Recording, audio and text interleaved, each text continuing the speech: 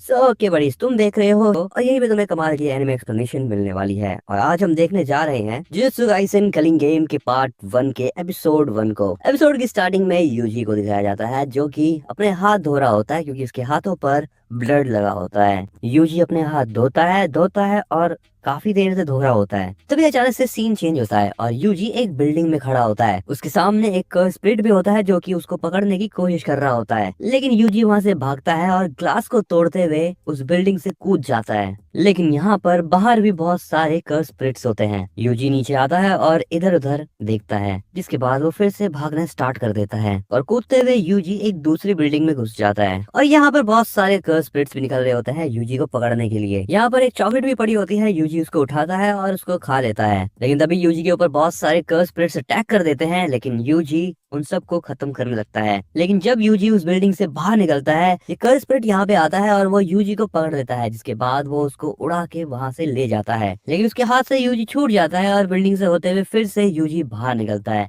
और अब ये मॉन्स्टर यूजी के ठीक सामने होता है, लेकिन तभी इस कर्स स्पिरिट को कोई मार देता है। यूजी अब जमीन पे पड़ा हुआ होता है और उसके मुंह के ऊपर एक तलवार होती है जिसको यूजी ने एक हाथ से रोका हुआ होता है। और यूजी के ऊपर जिसने अटैक किया होता है वो होता है यूटा। अगले सीन में एक आदमी एक औरत से बात कर रहा होता है माई और माकी के बारे में। इस आदमी को यहाँ पर उस औरत से पता चलता है कि माकी की हालत अभी बहुत ज्यादा खराब है। ये आदमी कहता है कि माकी काफी खूबसूरत है लेकिन वो किसी काम की नहीं है, वो किसी आदमी को सपोर्ट नहीं कर सकती। वो ये भी कहता है कि जो औरत अपने मर्द के नक्शे कदम पे नहीं चल सकती, उस जैसी औरत को मार देना ही बेहतर है। लेकिन माकी के कंपैरिजन में माई काफी अच्छी है। अब इस बंदे का नाम होता है नाओया जेनिन। नाओया यहाँ पे काफी ज्यादा कॉन्फिडेंस में होता है और वो कहता है कि वही अगला हेड बनने वाला है जेनिन क्लैन का। नाओया यहाँ पे इन दोनों की बहुत ज्यादा बेइज्जती कर रहा होता है और इसी की बातों से गुस्सा होकर ये दोनों उसके ऊपर हमला कर देते हैं, लेकिन नाओया इन दोनों ही अटैक से बच जाता है। तब यहाँ पर एक आदमी आता है और कहता है कि नाओबिटो जो कि जरिन क्लैन के हेड थे वो अब खत्म हो चुके हैं। इसका नाम होता है ओगी जरिन। इसका नाम होता है जिनिची जरिन एंड ये है नाओया जरिन। अब ये आदमी कहता है कि ये कुछ पढ़ने वाला है और जो वो पढ़ेगा ये वो सारी बातें हैं जो नाओबिटो जेरिन चाहते थे। ये आदमी एक पर्चा निकालता है और उसे पढ़ना चालू करता है। इस पर्चे में सबसे पहली बात ये होती है कि जो नाओया जरिन है वो 27th हेड बनेगा जरिन क्लैन का। दूसरी बात ये होती है कि नाओया हकदार है जरिन क्लैन की संपत्ति और कर्स टूल्स का, लेकिन नाओया को इन सारी चीजों का यूज करने के लिए ओगी और जिनिची की सहमति लेनी पड़ेगी। ये बात सुनकर नाओया को थोड़ा सा गुस्सा आता है, लेकिन वो कहता है कि वो सहमति ले लेगा। इसके बाद ये आदमी एक और चीज बताता है। ये कहता है कि अगर गोजो सातोरु के साथ अगर कुछ भी होता है या वो मारा जाता है या फिर उसकी दिमागी हालत सही नहीं होती तो फिर टोजी फुशिगुरो के साथ बनाया हुआ कॉन्ट्रैक्ट पूरा किया जाएगा और मेगुमी फुशिगुरो को जेरिन क्लैन का हेड बनाया जाएगा और जेरिन क्लैन की जितनी भी संपत्ति है वो सब कुछ मेगुमी फुशिगुरो को दे दी जाएगी। यहाँ पर ये बात नाओया को पसंद नहीं आती बिल्कुल भी। नाओया यहाँ से बाहर निकलता है और कहता है कि ये बात मुझे बिल्कुल भी पसंद नहीं आई। यहाँ से जाते हुए वो इस लेडी से पूछता है कि मेगुमी आखिर अभी है कहाँ और वो क्या कर रहा है। ये लेडी बताती है कि उसको फिलहाल ज्यादा कुछ तो नहीं पता उसके बारे में, लेकिन मेगुमी अभी टोक्यो में है यूजी इतादोरी को ढूंढने के मिशन में। नाओया पूछता है कि ये यूजी इतादोरी कौन है। ये लेडी उसको बताती है कि वो सुकुना का होस्ट है। नाओया कहता है कि वो दोनों को ही खत्म कर देगा, यूजी को भी और मेगुमी को भी। अगला सीन यूजी का होता है जो कि कहीं पर बैठा होता है। तभी यहाँ पे चोसो आता है और वो यूजी से उसकी इंजरीज के बारे में पूछता है। यूजी कहता है कि उसकी इंजरीज फिलहाल ठीक है, लेकिन अभी उस जगह पे उसे बहुत प्रॉब्लम है जहाँ पे उसने ब्लैक फ्लैश खाया था और ऐसा शायद सुकुना की वजह से है। यूजी सुकुना की पावर को बढ़ता हुआ महसूस भी कर रहा होता है। चोसो यूजी से कहता है कि यूजी को चोसो की चिंता करने की कोई जरूरत नहीं है और वो जुजुत्सु हाय में जा सकता है। अभी यूजी कहता है कि उसको भी चिंता नहीं हो रही है और ना ही उसको जुजुत्सु हाय जाने की कोई चिंता है।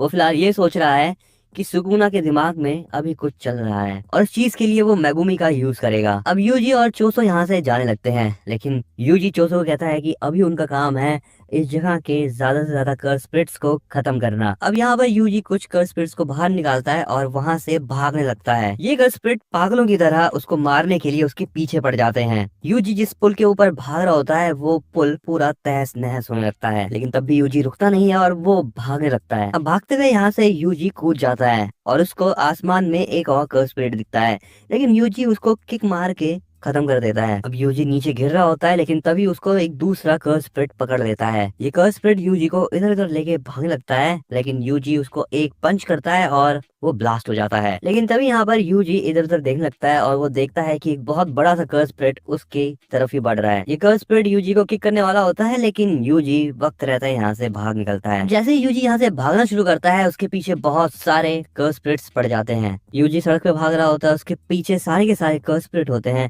लेकिन तभी यूजी भागते भागते चोसो का नाम चिल्लाता है। चोसो अपने ब्लड मैनिपुलेशन का यूज करता है और वो इन सभी कर्स स्पिरिट्स को खत्म कर देता है। अब चोसो यूजी का नाम लेता है। तब यहाँ पे दिखाया जाता है कि एक कर्स स्पिरिट उसी के ऊपर अटैक करने वाला होता है और यूजी पीछे से भागते हुए आता है और वो उस कर्स स्पिरिट को खत्म कर देता है। चोसो कहता है कि जब उसने यूजी से फाइट की थी, उसे तभी पता चल गया था कि यूजी स्ट्रांग है, लेकिन अब वो और भी ज्यादा पावरफुल हो चुका है। यूजी का अपनी कर्स एनर्जी के ऊपर बहुत अच्छा कंट्रोल है और उसमें फिजिकल स्ट्रेंथ भी बहुत ज्यादा है। यूजी एक सच्चा वॉर गॉड है। चोसो यूजी से कहता है, तुम बहुत अच्छा लड़े मेरे छोटे भाई। यूजी ये सुनकर कहता है, तुम अभी भी यही बात कह रहे हो। चोसो उससे बोलता है कि वो ये बात कहता ही रहेगा। तभी यहाँ पे अचानक से चोसो के सामने एक आदमी आ जाता है और वो कहता है कि शायद वो यहाँ पे जल्दी आ गया, क्योंकि यहाँ पे मेगुमी तो है ही नहीं। नाओया यूजी से कहता है, तुम मुझे देख के भागने की कोशिश क्यों नहीं कर रहे हो? क्या तुम्हें पता नहीं है कि तुम्हारे ऊपर डेथ पेनल्टी लगा दी गई है? और अब तो यूजी को बचाने के लिए सातोरू गोजो भी नहीं है। नाओया की ये सारी बात सुनकर चोसो बहुत गुस्सा हो जाता है। ये बात सुनकर यूजी भी हैरान हो जाता है और उसको इस बंदे की बात याद आती है। इसने यूजी से कहा था कि गोजो की वजह से ही अभी बहुत सारे जुजुत्सु सॉर्सरर्स जिंदा हैं। नाओया कहता है कि उसका काम फिलहाल मेगुमी से है और उसको इस बात से बिल्कुल भी फर्क नहीं पड़ता कि यूजी जिंदा रहे या मरे, लेकिन फिलहाल वो सोच रहा है कि वो यूजी के पैर तोड़ देगा, जिसकी वजह से यूजी इधर उधर भाग ना पाए। यूजी नाओया से पूछता है कि आखिर उसे मेगुमी से क्या काम है। नाओया यूजी को बताता है कि उसको फिलहाल मेगुमी को खत्म करना है। तभी अचानक से नाओया यूजी के पीछे जाता है और उसको एक जोरदार पंच करता है। इस अटैक से यूजी भी दूर जाके गिरता है। तभी यहाँ पे चोसो आता है नाओया की तरफ उस पे अटैक करने के लिए, लेकिन नाओया उसको डॉज कर लेता है आराम से, जिसके बाद वो चोसो को पंच पे पंच करने लगता है और वो चोसो को मार मार के उसकी हालत खराब करने लगता है। चोसो फिर से कोशिश करता है कि वो नाओया को एक पंच कर दे, लेकिन यहाँ पे नाओया फिर से उसके अटैक से बच जाता है और इसी बीच यहाँ पे यूजी मौके का फायदा उठाता है और वो नाओया के ऊपर एक पत्थर फेंक के मारता है, लेकिन नाओया इस चीज को देख लेता है और वो ऊपर कूद जाता है और इस अटैक से भी बच जाता है। यूजी चोसो से कहता है कि ये आदमी बहुत ज्यादा फास्ट है, लेकिन उसको इसके बारे में कुछ सही फीलिंग नहीं आ रही। चोसो कहता है कि वो ऐसा शायद उसकी कर्स टेक्निक की वजह से कर पा रहा है। नाओया इन दोनों से कहता है कि उसने इन दोनों को काफी ज्यादा कम समझा था और अंडर एस्टिमेट भी किया, लेकिन ये दोनों काफी ठीक ठाक है। नाओया सोचता है कि वो यूजी के बारे में तो जानता है, लेकिन उसके बगल में जो चीज है वो उसको समझ नहीं पा रहा। लेकिन तभी यहाँ पे इन तीनों को ही एक बहुत अजीब सी एनर्जी की फीलिंग आती है। यूजी को एक पल के लिए लगता है कि ये गोजो है, लेकिन वो कहता है कि ये गोजो नहीं है, ये उससे भी ज्यादा अजीब कोई है। लेकिन तभी यूजी अपने पीछे देखता है और उसके पीछे एक बिल्डिंग के ऊपर कोई खड़ा होता है, वो भी इस अजीब से पोज में। ये और कोई नहीं होता, ये होता है यूटा और वो कहता है, क्या तुम अकेले नहीं हो? यूजी उसको देखता है और कहता है, अब तुम कौन हो? यूटा बाकी दोनों से पूछता है कि तुम इतादोरी के क्या लगते हो, जल्दी बताओ। चोसो समझ जाता है कि यूटा भी यहाँ पर यूजी को खत्म करने के लिए आ रखा है। यूटा कूदते हुए नीचे आता है और यहाँ पर ये बिल्डिंग टूट जाती है उसके पैर रखते ही। नाओया यूटा से कहता है, अरे मेरे से तुम्हें डरने की कोई जरूरत नहीं है, मैं तो तुम्हारी ही साइड हूँ। नाओया कहता है, तो तुम ही हो ना यूटा ओकोत्सु? यूजी जैसे ही यूटा का नाम सुनता है वो समझ जाता है कि उसके बारे में फुशिगुरो ने पहले ही बात कर रखी थी यूजी के साथ, और ये भी एक स्पेशल ग्रेड सॉर्सरर है, बिल्कुल गोजो की तरह। यूटा अब नाओया से पूछता है, अच्छा तुम कौन हो ये बताओ।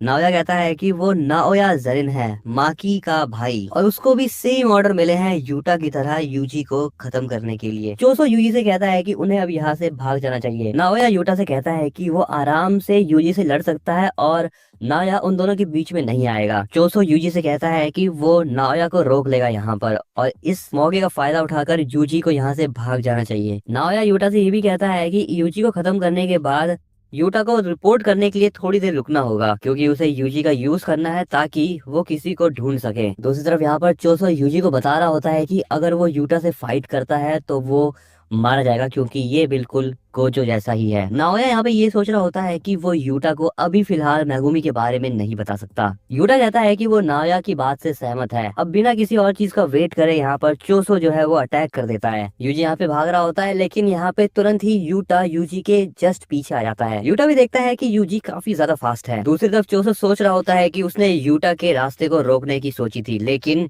नाओया बीच में आ गया। नाओया चोसो से कहता है कि वो समझ चुका है कि चोसो जो है वो ब्लड मैनिपुलेशन का यूज करता है। नाओया ये भी कहता है कि वो नहीं जानता कि ये पावर चोसो के पास कहाँ से आए, लेकिन पियर्सिंग ब्लड के अलावा कोई चीज ज्यादा स्केरी नहीं है। नाओया को खुद के ऊपर इतना ज्यादा भरोसा होता है कि वो चोसो को कह देता है कि अब तुम मरने वाले हो, लेकिन चोसो कहता है कि मैं नहीं, तुम हो जो मरने वाले हो। इसके बाद अगला सीन ये होता है जहाँ पर यूटा ने यूजी को जस्ट पकड़ ही लिया होता है, लेकिन यूजी यूटा से अपने आप को छुड़वा लेता है। जिसके बाद यूजी यूटा से थोड़ा सा दूर हो जाता है, लेकिन यूटा यूजी के पास जाता है और वो उसके ऊपर स्वॉर्ड से काफी सारे अटैक करने लग जाता है। अब यहाँ से यूजी ऊपर कूद जाता है, उसको देखते हुए यूटा भी कूदता है। अब ये दोनों ही यहाँ से बिल्डिंग से बाहर निकल जाते हैं। यूजी सोच रहा होता है कि यूटा के पास काफी हाई अमाउंट में कर्स एनर्जी है, क्योंकि यूटा की स्ट्रेंथ बहुत कम है। इसी चीज को कवर करने के लिए यूटा अपनी कर्स एनर्जी का यूज कर रहा है। तब यहाँ पे यूटा यूजी के सामने आ जाता है और कहता है कि क्या अभी तक यूजी ने ये बात नोटिस नहीं करी कि यूटा के पास गोजो सेंसी से भी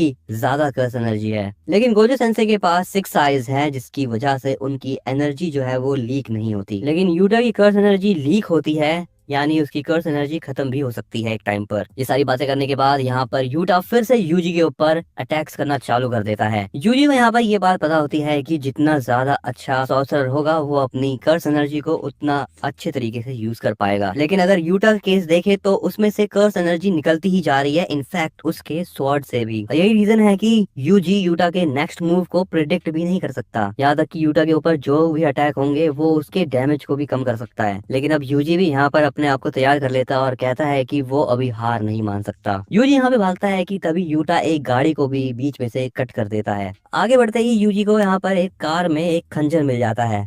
यूजी को अब यहाँ पर गोजो की बात याद आती है। गोजो ने उसे बताया होता है कि कुछ ऐसे यूजर्स होते हैं, यानी कुछ ऐसे सॉर्सरर्स होते हैं जो कि अपनी ट्रेनिंग के दौरान एक वेपन के ऊपर बहुत ज्यादा डिपेंड होते हैं, लेकिन तुम्हें किसी एक वेपन पे डिपेंड होने की जरूरत नहीं है। यूजी यहाँ पे ट्राई कर रहा होता है अपनी कर्स एनर्जी को इस खंजर में डालने की। वो यहाँ पे ऐसा कर भी लेता है, लेकिन यूजी को याद आता है कि गोजो ने ये चीज कभी भी यूजी को सिखाई ही नहीं। यूटा यहाँ पर अब यूजी के पास आता है और वो उससे कहता है कि तुम कुछ ज्यादा ही फोकस कर रहे हो अपने ब्लेड पर। जिसके बाद वो यूजी के पेट पर लात मारता है। यूजी यहाँ पर अब ये देखता है कि जो उसका खंजर था वो भी टूट चुका है। लेकिन जैसे अब यहाँ पर यूटा एक और अटैक करने के लिए जाता है यूजी की तरफ, यूजी अपने पैरों से ही उसकी तलवार को तोड़ देता है। यूटा ये चीज देखकर बहुत ज्यादा हैरान हो जाता है, लेकिन वो ये भी कहता है कि इसमें ज्यादा हैरानी की बात नहीं है, क्योंकि यूजी भी गोजो का ही स्टूडेंट है। यूजी यूटा के ऊपर अटैक करने के लिए आगे बढ़ता है। वो सोचता है कि उसको बहुत ज्यादा चोटें आई हैं, लेकिन अभी भी वो ठीक है। लेकिन तभी अचानक से यूजी को एक कर्स स्पिरिट पकड़ लेती है, और ये होती है रीका। यूटा रीका से कहता है कि वो और यूजी बस खेल रहे थे आपस में। यूजी को समझ नहीं आ रहा होता है कि आखिर उसे किस चीज ने पकड़ रखा है, आखिर ये चीज है क्या। यूजी यहाँ पर बिल्कुल भी नहीं हिल पा रहा होता। यूटा यूजी की तरफ बढ़ता है और उसके अंदर अपनी तलवार घुसा देता है, और ऐसा करते टाइम वो यूजी से माफी भी मांगता है।